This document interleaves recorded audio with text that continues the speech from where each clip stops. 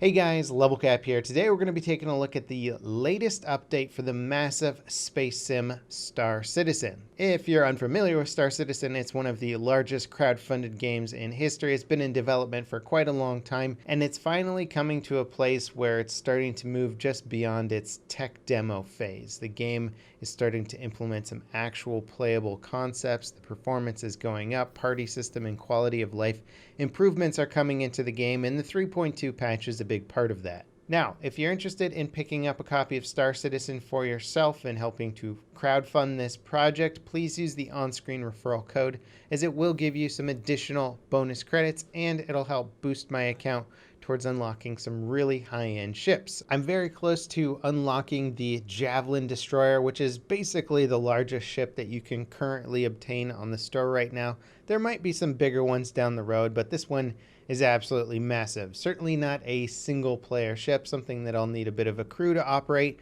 but it's the kind of ship that you want on hand if you're going into a big fleet battle or you just need to blow up some other big ships. Now, aside from brand new gameplay systems, one of the things I get most excited for in this game are new spaceships, because the spaceships are not just some random new vehicle added to any multiplayer game. These ships are designed with immaculate detail, fully functional and working internal systems, where if they take damage in the wrong part, it will affect the actual systems and performance of the ship.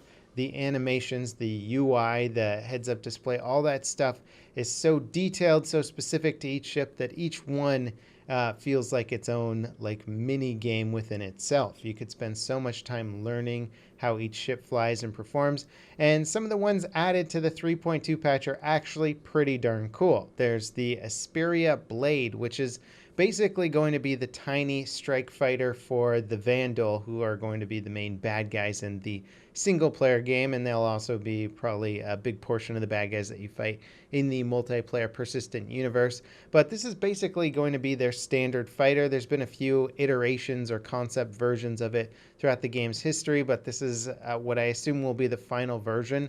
It's sleek, it's elegant, it's small, it's fast, it's got cool pulsing red lights to it. It is an alien fighter designed for alien pilots, but of course it's been retrofitted so that a human pilot can get into it. It might not be the most threatening starfighter ever to attack you, but when there's 10, 20, 100 of these things assaulting you, you might start to change your tune. Then there's the Anvil Hurricane, a fighter that I've really enjoyed since the concept phase and have been excited to get this thing in-game to test it out in combat. It's light, it's fast, and the whole point of it is a two-man strike fighter where the firepower actually comes from the top-mounted turret with 4 cannons on it. So this thing is something that could be used in dogfighting. It could be used in capital ship fighting to soften up defenses. The idea is that it's incredibly fast-moving and doesn't have to point itself at its target to engage it with the majority of its firepower. So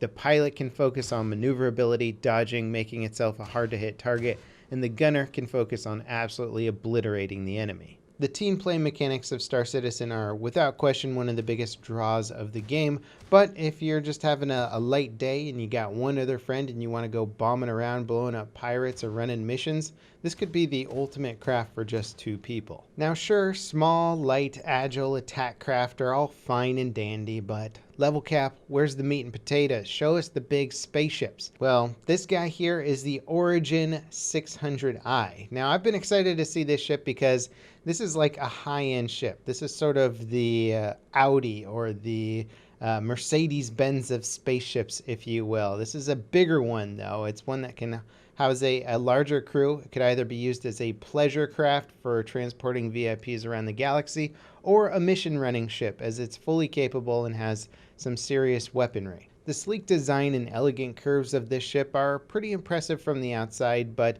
they're also mirrored on the inside. As I pan my camera around here, you can see on the back end of the ship, there's actually an open area where this would be sort of the lounge, the hangout place for guests or people just, I don't know, having a space meeting or trading or gambling, whatever. Like, it's so cool to me that you can see in these massive windows on the ship and see the interior from in space. Now, walking around the interior, the craft is just immaculately designed. It's also fairly spacious. Like, you could get lost on it, even some of the smaller or medium-sized ships in this game. There's elevators, there's crew quarters, there's lounges, there's the bridge, which has got this just incredible view. Like, this ship was made for seeing the galaxy, not so much fighting the galaxy, but just like enjoying what you're doing. And I love that approach to ship design, and it's definitely one of those things that I feel like, yeah, this could make the game more enjoyable if you have just an unobstructed view of everything you're doing. Realistically, probably not my first pick as a spacecraft. I imagine I'll be enjoying combat or mining operations, but still, it's cool to see that they're making ships and professions and things that you can do that will appeal to literally any kind of player. We don't all have to be flying around blowing things up. In fact, one of the cool new features added in 3.2, probably one of the biggest features added in 3.2, is mining. So they've been developing mining craft for a while and conceptualizing the process, but we've never really been able to do it. Now we can do so with the Prospector, which is the first kind of smaller mining vessel that's been in the game but just hasn't had mining as a functionality. And I gotta admit, I am oddly attracted to mining as a profession. I spent years playing EVE Online, and there's plenty of mining in EVE. I don't care what profession you do in EVE, you've probably mined for quite a few hours in that game, as it's one of the simplest and easiest ways to get money. It is not simple, nor is it particularly easy in Star Citizen right now, but I like that. Rather than making it a monotonous, mindless process, now it requires searching for ore, valuable ore, hunting around the galaxy, and extracting that ore is not something that you just hit a button and it does automatically. There's now an extraction process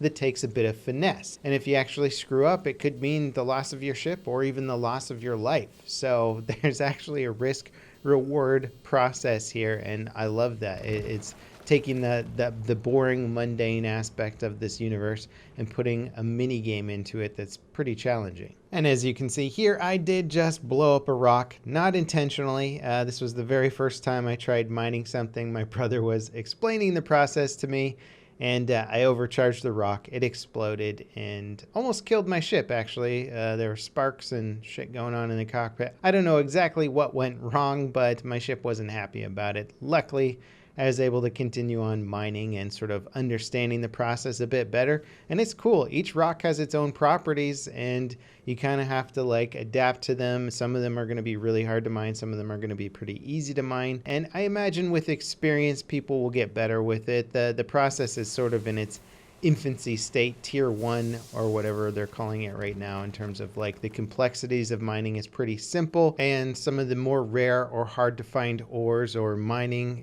could get even more complicated with more factors affecting the actual mining process.